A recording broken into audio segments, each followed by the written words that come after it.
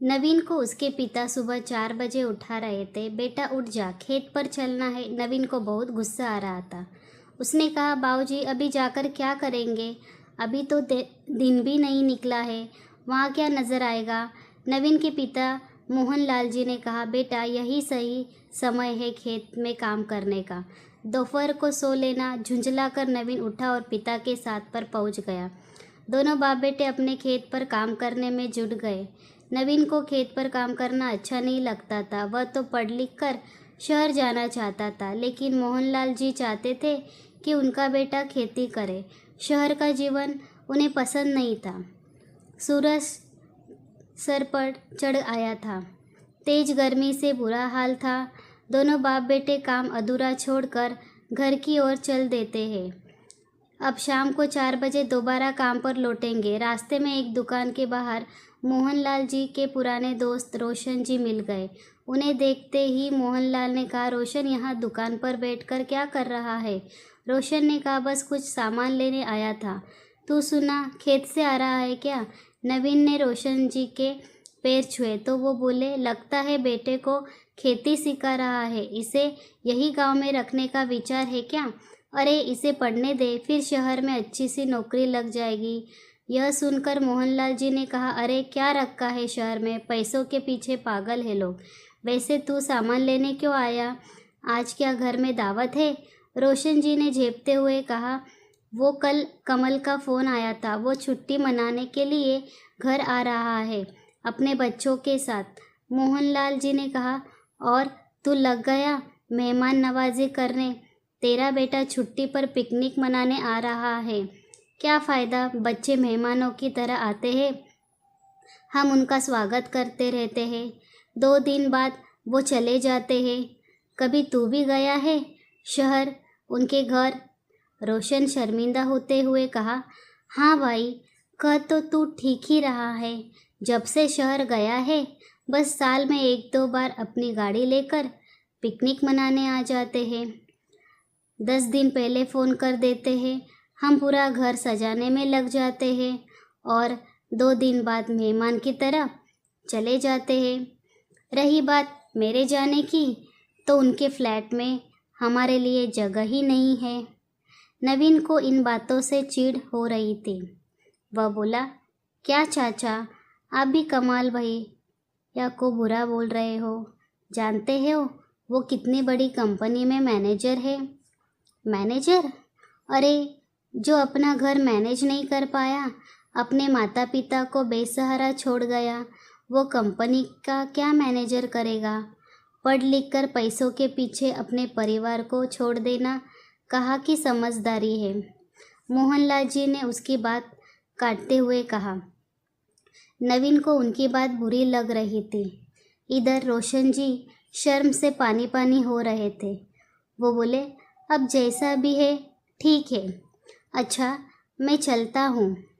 उनके जाने के बाद दोनों बाप बेटे घर जाते हैं। नवीन और उसके पिता के विचारों में कोई मेल नहीं रह गया था। माँ बिमला जी ने नाश्ता बनाया। दोनों नहा धोकर नाश्ता करने बैठी थे। तभी बाहर गाड़ी की आवाज़ सुनकर दोनों बाहर निकल आए। नई चमचमाती गाड़ी में कमल अपनी पत्नी और बच्चों के साथ रोशन जी के घर की ओर जा रहा था। नवीन बोला, देखा, इसे कहते हैं तरक्की। कितनी बड़ी गाड़ी है। मैं अभी कमल भैया से मिलकर आता हूँ। मोहनलाल जी ने कहा, अरे नाश्ता तो कर जाता। लेकिन नवीन उनकी बात सुने बगैर रोशन जी के घर की ओर चल पड़ा। मोहनलाल जी ने कहा, बिमला सुन, तेरे बेटे पर शहर का रंग चढ़ा रहा है। यह भी एक दिन हमें छोड़कर भाग जाएगा। बिमला जी ने कहा जरा से बच्चे के पीछे पड़ गए, अभी तो वो 8वीं में पढ़ रहा है। मोहनलाल जी बाहर पेड़ के नीचे खाट बिछाकर आराम करने लगे। बिमला जी अपने काम में लग गई। इधर नवीन कमल भैया से मिलकर आया। वह बहुत खुश था। कमल भैया ने उससे कहा, नवीन तू पढ़ लिख कर शहर आ जा, मैं तुझे कहीं ना कहीं फिट कर दूंगा। यहाँ गांव में क्या रखा है। नवीन भी बड़ी गाड़ी और शहर में अच्छी सी नौकरी के सपने देखने लगा। 2 दिन बाद कमल तो वापस चला गया, लेकिन नवीन के मन के तार झकझोर गया। वह अब खेत पर नहीं जाता था, बस पढ़ाई करने में लग रहा था। उसे जल्द से जल्द शहर जो जाना था। इधर उसके पिता मोहनलाल जी नवीन को लेकर चिंता में रहने लगे थे। इसी तरह समय बीत रहा था। कुछ सालों बाद नवीन की ग्रेजुएशन पूरी हो गई।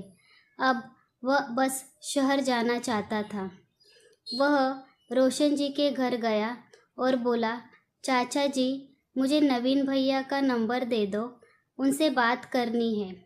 वो मेरी नौकरी लगवाने की बात कर रहे थे। रोशन जी बहुत बीमार थे। उन्होंने कहा, बेटा जानता है तेरे पिता ठीक कह रहे थे। मैं पिछले 1 साल से बीमार हूँ। कई बार बेटे को फ़ोन कर चुका हूँ, लेकिन एक बार भी मुझसे मिलने नहीं आया। उसके पास मेरे लिए टाइम ही नहीं है। लेकिन नवीन को कुछ समझ नहीं आ रहा है। वह बोला, कोई बात नहीं चाचा जी, मैं कमल भैया से बात करता हूँ, वो ज़रूर आएंगे और फिर मैं भी उनके साथ चला जाऊँगा। नवीन ने नंबर लेकर फ़ोन किया। दूसरी तरफ से कमल ने फ़ोन उठाया। कौन? भैया मैं नवीन बोल रहा हूँ, आपके गांव से। वो आपने नौकरी के लिए कहा था। कमल ने कहा, मेरा उस गांव से और गंवार लोगों से कोई मतलब नहीं है। मैं अगले महीने कनाडा जा रहा हूँ। मेरे पिता ने फ़ोन करके मेरा दिमाग ख़राब कर दिया। अब पूरे गांव में नंबर बांट रहे हैं। आज के बाद फ़ोन मत करना। यह कहकर कमल ने फ़ोन काट दिया। नवीन को बहुत बड़ा झटका लगा। उसके तो सारे सपने टूट गए। वह उदास होकर अपने घर आया। मोहनलाल जी ने कहा, क्या हुआ, हो गई कमल से बात? नवीन ने सारी बात बता दी। यह सुनकर मोहनलाल जी ने कहा, जानता है उसने यह सब क्यों कहा? जब 1 साल पहले वह आया था तो अपना घर और खेत बेचना चाहता था। रोशन ने ये सब बेचने से मना कर दिया। बस इतनी सी बात पर माँ बाप से रिश्ता तोड़ लिया और वही गुस्सा उसने तेरे ऊपर निकाल दिया। पैसे की भूख ने उसे अंधा बना दिया है। यह सुनकर नवीन को भी बहुत बुरा लगा। लेकिन पापा इस ज़मीन को बेचना क्यों चाहते हैं कमल भैया? मोहनलाल जी ने कहा, मैंने रोशन के कहने पर शहर जाकर पता किया था। उसकी नौकरी छूट गई थी। किश्तों पर फ्लैट और गाड़ी ले रखी थी। उसे ही भरने के लिए पैसे चाहिए थे और फिर वो विदेश जाने के चक्कर में था। बाकी बचे पैसों से विदेश में जाकर सेट होना चाह रहा था। वो तो मैंने रोशन को समझाया, वरना इस उम्र में खेत मकान बेचकर बेटे के पीछे पीछे भागता रहता और वो नालायक इसे धक्के मारकर सड़क पर भीख मांगने को मजबूर कर देता। अब 1 साल से अपने माँ बाप को देखने भी नहीं आया। नवीन के सर से शहर जाने का भूत उतर चुका था। वह मोहनलाल जी के गले लगकर रोने लगा। बाबूजी मुझे माफ़ कर दीजिए। मैं अब यहीं रहकर नए ढंग से खेती करूँगा। जितने पैसे शहर में कमाकर वही खर्च करने हैं, उतने तो हमारे खेतों से आ जाएंगे और अपनी मर्जी के मालिक होंगे। किसी की गुलामी नहीं करनी पड़ेगी।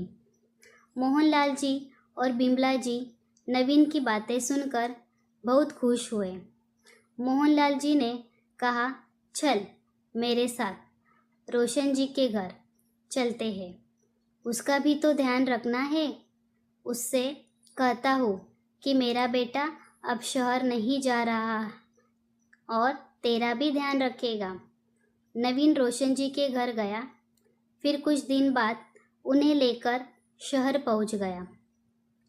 वहाँ उनका अच्छे से इलाज करवाया। कुछ दिन में रोशन जी बिल्कुल ठीक हो गए। नवीन जी ने अपने दोस्तों को भी शहर जाने से रोका।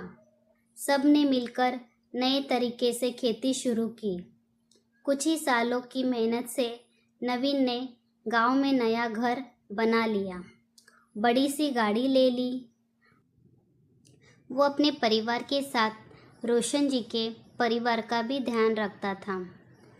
कुछ ही दिनों में नवीन की शादी हो गई।